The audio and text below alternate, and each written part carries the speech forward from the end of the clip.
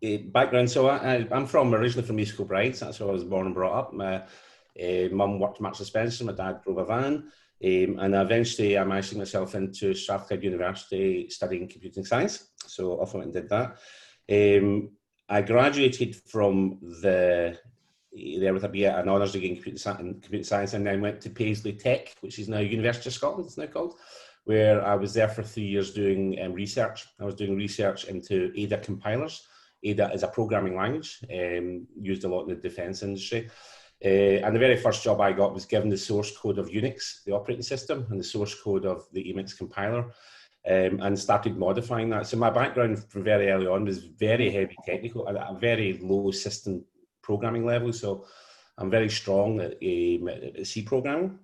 Did that for 3 years, finished the research, then went and joined a company called the Turing Institute, which was in George Square. The Turing Institute was named after Alan Turing, who you've probably all heard of, and it was formed by a guy called Donald Meekie, and it was to become the artificial intelligence main research place in the world. And to give an example of the kind of quality people are working in there just now, one of the guys I work with is a guy called Arthur Van Hoff, and he went off and invented Java, the programming language, with one of the guys out there just now. So they were all pretty heavy guys. So I did research in there. They were doing research on robotics, speech recognition, language processing, all that stuff. But this was a long time ago, and so computers were much slower. And to give an example of how long ago, it was a 20 meg hard drive, 20 megabytes hard drive arrived once on pallet lifters and was delivered in pallet lifters into the room, just to show you what it was. Net result of that was it eventually kind of ran out of money, and that kind of folded. But before it did that, though, I was also working as a dishwasher in a restaurant in the West End of Glasgow called the Back Alley. And I'd met a waitress there, and we'd fallen madly and passionately. So much so, my first daughter started to arrive quite early, and I had to move out of academia into earning some money. So I left the Turing Institute, and I joined a guy called Ian Graham from the front room of his house in Shields Road. And it was me, Ian, and a Cocker Spaniel called Peter, who used to deliver the mail in his mouth, big dribbly email in here just now. So we worked in there, and because I was very strong Unix guy, we focused on open systems, which is where my hatred of Microsoft began, because it was open systems versus Microsoft, and we were the open systems guys. So we would sell accountancy systems, etc., to local clubs. So people like Prestwick Golf Club, I wrote their first golf membership database for them. An interesting story in that one. The very first problem I had with that, when I arrived, I delivered the system to them, and they had members like Sean Connery and all these kind of guys in there. I delivered the system to them, and I left 6 characters for salutation, Mr., Mrs., all that stuff. And the guy Viscount doesn't get in there, Yeah, and the first thing he said, yeah, that won't do, because all of our members are some Vice Admiral of the Fleet, Lord Storms, it was all this. So I had to increase it from 6 characters to about 40 characters because of the titles of the people in there. Anyway, we grew that business. I would customize on open systems. We take standard accounts packages, and we grew the business quite rapidly. And so we moved from Shields Road into Hillington, and we had an industrial unit down there, and we grew that up to about 25 people. And at that point, we were maybe turning over about 2.5 million in revenues. And that we worked out was as much as we could actually turn over there, because we were a professional services business, and we could only really compete in the local marketplace. So as soon as we got as far as Manchester, we were more expensive than somebody locally. So we thought we'll have to do something which allows us to expand the market. So in 1992, a book came out called Beyond Entrepreneurship by Jim Collins and Lazier, and that talked about how you transform your business. So we sat down, we did all the things we were doing today. We did the strategy, we did the mission, we did our core values and beliefs, purpose statements, who we were. And our mission was to become an international supplier by 1995. We were just selling in Scotland in 1992. So our vision was in 3 years' time to become internationally recognised. And to do that, I was given the task to go and invent a product that would leapfrog the competition. That was a specification, leapfrog the competition, and nothing about what it would do, whatever it was, and all that stuff. So I did some research on that. Came up with an architecture for a product which it was one of the first thin client device products we ever had. So it would have it wasn't using big client devices. It was before browsers were popular. It was doing that. and it would do a lot of integration. And the very first customer we found for that was a company called Great Universal Stores, who ran all the kind of case catalog and all these types of things. And they were moving from catalog business into contact center businesses. That's when contact centers started to happen. So we then started to, so to cut long story short, we turned our revenue from 2.5 million to 7.5 million in 3 years' time.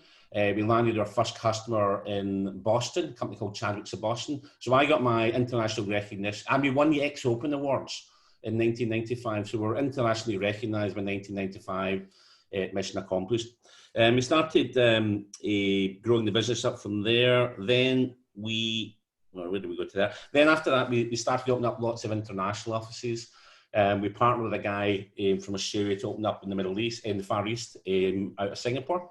He was working from Lucent at the time. And that eventually took us into working with Telkomsel in Indonesia. We set up a business on there, but then later on, I was Chief Technology Officer for most of this journey. But then round about 2003, I went back to Indonesia to set up an office in Jakarta.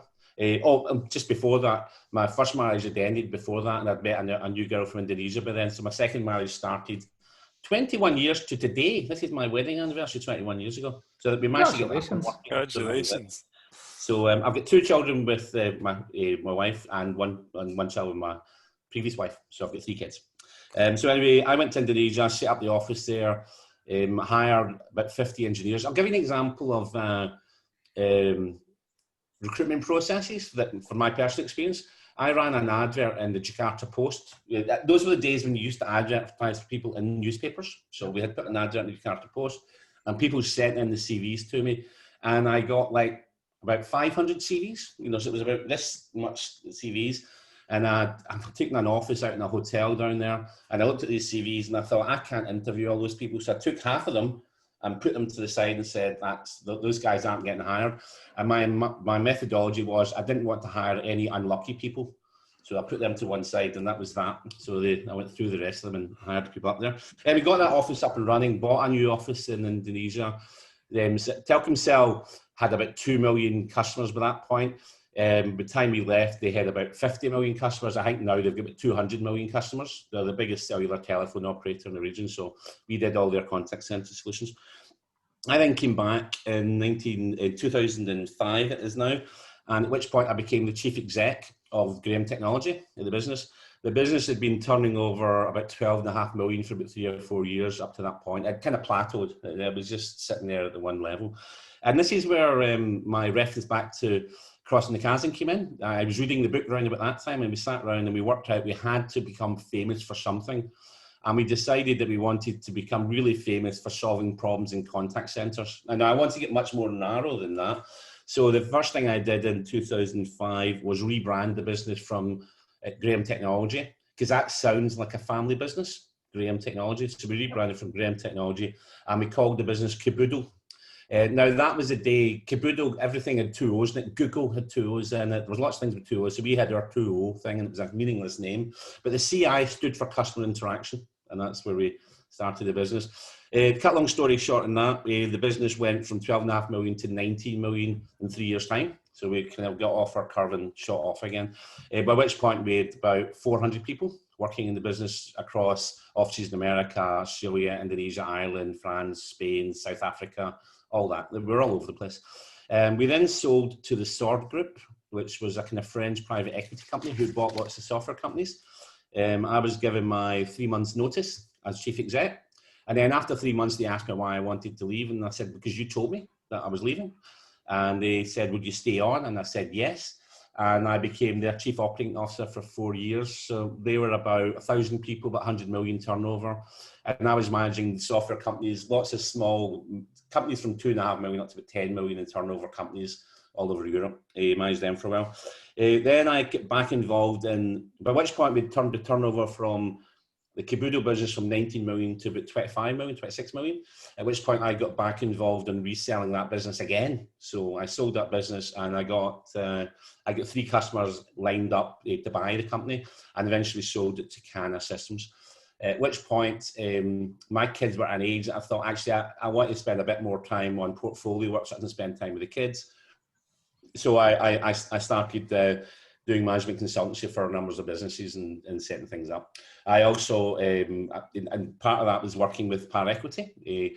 I served on the board of Global Surface Intelligence, which was an AI company doing machine learning for satellite imagery. So I worked with those guys for a while. I set up a company called Hire, which was a recruitment business aimed at the recruitment sector, the hospitality sector primarily. Reason being, that sector is we also own a cafe in the West End of Glasgow, offshore cafe in Gibson Street. You're all welcome. Please come down, bring your friends, socially distanced, of course, and buy some coffee. Rule of 6. Yes, that's rule of 6. Yeah, rule of 6. Come, separate yourself out. Anyway, so did that business for a while. That was going okay, but I couldn't raise enough marketing money and to get the kind of penetration it was. At which point I was invited by my ex-head of legal who was working for Leidos.